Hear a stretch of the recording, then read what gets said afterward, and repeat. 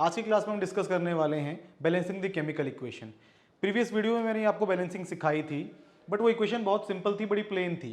अब हम जो है थोड़ी सी इक्वेशन कॉम्प्लिकेटेड लेंगे, इसको हम सॉल्व करेंगे by using the algebraic method. हम लोगों ने पहले डिस्कस किया था कि अलजेब्रिक मेथड में क्या क्या स्टेप्स आपको लेनी होती हैं।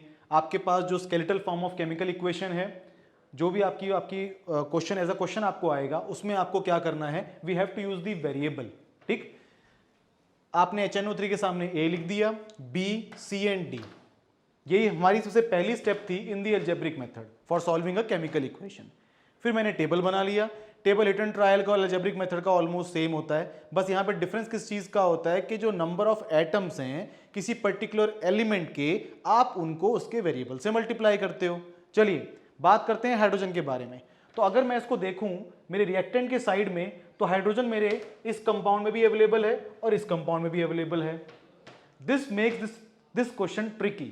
तो इसको हम कैसे सॉल्व करेंगे मैं आपको समझाता हूं। आप क्या करेंगे, अगर आप H को देखें तो number of atom is 1 and the variable used is A, तो आप A लिख लोगे। तो यहां पे आप लिख सकते हैं A, this is A, right. फिर आप देखेंगे कि सेकेंड कंपाउंड के अंदर भी आपको हाइड्रोजन अवेलेबल है। तो the number of atoms is 2, bracket के बाहर 2 है, दैट मीन्स के हाइड्रोजन के 2 एटम है और the variable is B, so you will right A plus 2B। On the product side, यहां पे आपका हाइड्रोजन कहां अवेलेबल है, क्या यहां पर है, नहीं, यहां पर है, yes. The atoms are 2 and the variable is D, so the equation for hydrogen becomes A plus 2B equals to 2D। Okay, चलिए नाइट्रोजन की बात करते हैं। नाइट्रोजन हमारे पास सिर्फ इस कंपाउंड में अवेलेबल है, यहां पर अवेलेबल नहीं है। यहां पे नंबर ऑफ एटम्स कितने हैं, 1, वेरिएबल कौन सा है, A, so you will right A। On the product side, nitrogen सिर्फ यहां पे अवेलेबल है, यहां पर अवेलेबल नहीं है। एटम्स कितने हैं, 2। ये जो O के साथ 3 है, ये सिर्फ O के लिए है। ब्रैकेट के बाहर जो 2 है वो दोनों शेयर करेंगे। दैट मीन्स कि आपके पास कितने कितने हो गए, आपके पास atoms 2 and the variable is C. So for nitrogen the equation becomes A equals to 2C, right? चलिए बात करते हैं ऑक्सीजन के बारे में।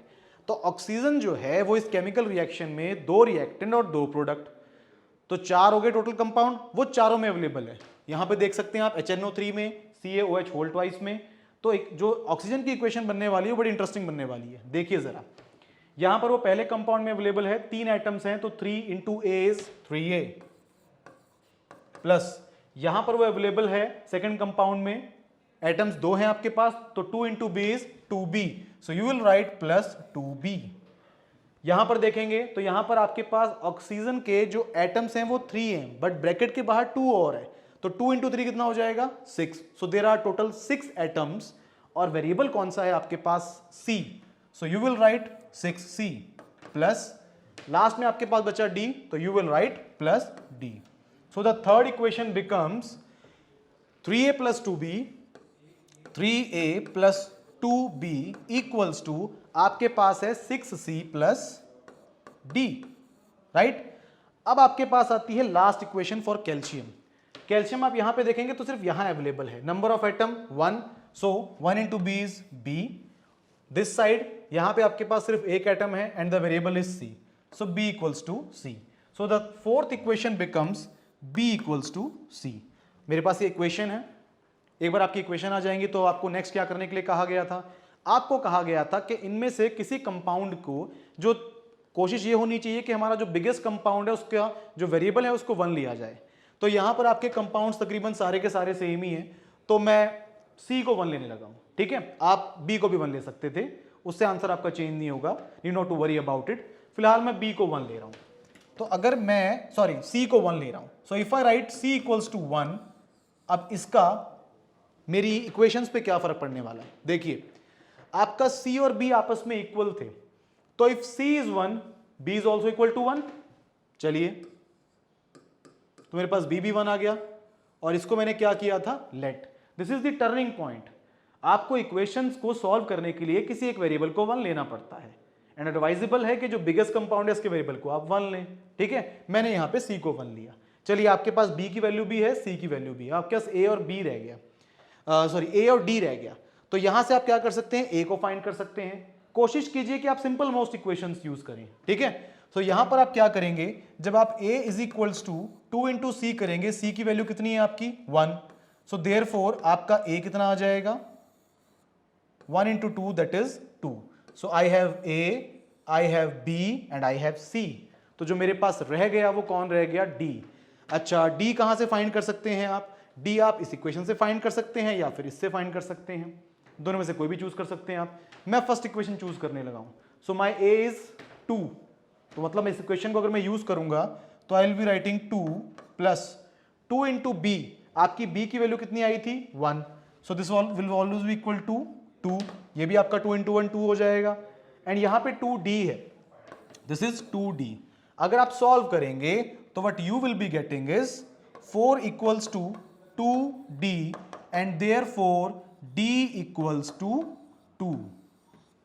आपके पास a की वैल्यू आ गई, b की वैल्यू आ गई, c की आ गई, d की आ गई।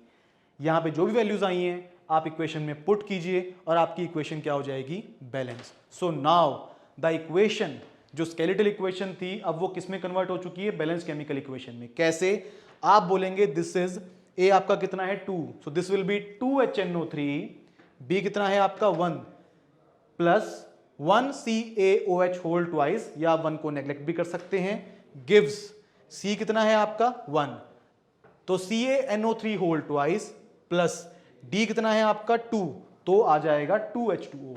सो in this way this complex chemical equation is getting balanced very easily. I hope आपको ये मेथड समझ में आया होगा। आप इसको प्रैक्टिस कीजिए। आपके जो एमसीक्यूज क्वेश्चन हो सकते हैं वो ऐसे भी आ सकते हैं कि आपको गिवन इक्वेशन दी हो, कहा जाए कि इसको बैलेंस कीजिए और आपसे वो ये पूछ ले कि ये कितने अमाउंट में प्रेजेंट है, तो एमसीक्यूज आप बैलेंसिंग से भी बना सकते हैं, राइट। चलिए ओके, मिलते हैं नेक्स्ट क्लास में।